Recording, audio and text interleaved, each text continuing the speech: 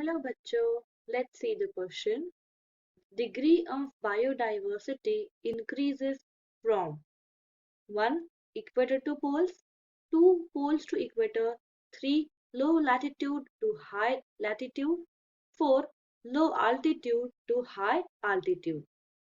तो बच्चों जो कॉन्सेप्ट यहाँ पे हम देखने वाले हैं that is of degree of biodiversity. तो हम देखेंगे कि डिग्री ऑफ बायोडाइवर्सिटी में क्या होता है।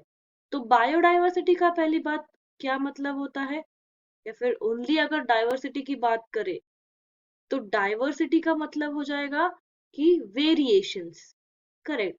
और अगर हम बायोडाइवर्सिटी की बात करते हैं, यहाँ पे अगर मैं बायोडाइवर्सिटी बोल दूं तो वेरिएशन ऑफ लाइफ फॉर्म्स हो जाता है, करेक्ट। तो उस चीज के बारे में हम देखेंगे, विविधता जिसको हम कहते हैं।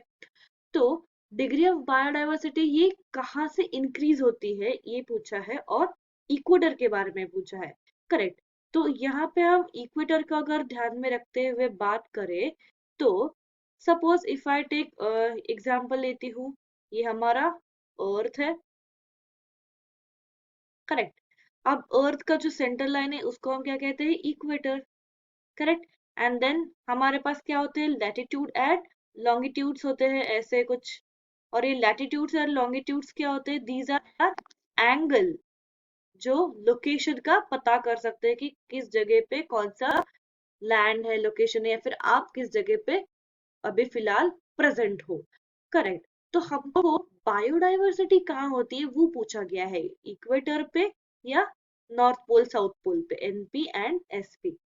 तो जब हम पोल्स की बात करते हैं, पोल्स का जो एनवायरनमेंट होता है या फिर पोल्स में जो हैबिटेट होता है वो कैसा होता है, काफी अनप्रेडिक्टेबल होता है, या फिर it is not suitable, correct, not suitable for all life forms. कुछ ही ऐसे ट्रीज एंड प्लांट्स हैं या फिर कुछ ही ऐसे एनिमल्स हैं जो पोल्स के पोलर रीजन्स के ऊपर रह सकते हैं, कुछ ही ऐसे फिशेस हैं जो वहां पे रह सकते हैं। सारे के सारे trees and fishes and animals वहां पे नहीं रह सकते, करेक्ट। वहां पे क्या है, बहुत ज्यादा लो डिग्री टेम्परेचर होता है जो सारे लाइफ फॉर्म्स को सस्टेन करने के लिए सूटेबल नहीं होता है।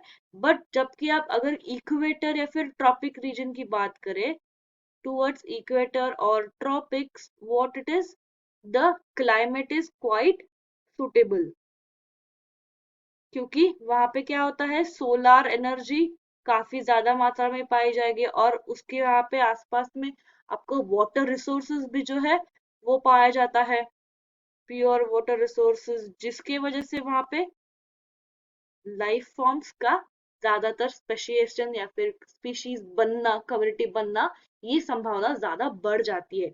Where that is towards the equator, इस ट्रॉपिक एरिया में क्या हो जाता है, इस एरिया में ज्यादा बायोडाइवर्सिटी बढ़ जाएगी compare to the polar areas, क्योंकि वहां का टेम्परेचर एक बहुत बड़ा फैक्टर बन जाता है, जिसके वजह से सब वहां पे लाइफ फॉर्म सस्टेन नहीं कर पाते। इसलिए हम ये कह सकते हैं कि जो ऑप्शन 2 है कि बायोडाइवर्सिटी पोलर टू इक्वेटर जो है वो इंक्रीज होती जाती है, ये ऑप्शन सही है। इक्वेटर टू पोलर क्या हो जाएगी, डिक्रीज हो जाएगी, इंक्रीज नहीं होगी, इसलिए यहाँ पे ये ऑप्शन गलत हो जाएगा। और हम लैटिट्यूड की बात करते तो लैटिट्यूड और लॉन्गिट्यूड ये एंगल्स होते हैं, तो इसका हम बायोडाइवर्सिटी के साथ कोई कनेक्शन नहीं लेंगे। और अल्टीट्यूड का मतलब होता है किसी भी चीज का एलिवेशन, हाइट जिसको हम कहते हैं, तो यहाँ पे भी बायोडाइवर्सिटी का कनेक्शन नहीं आएगा। तो इस क्वेश्चन का सही आंसर आता है option 2, degree of biodiversity increases from poles to the equator. Hope you understood well. Best of luck.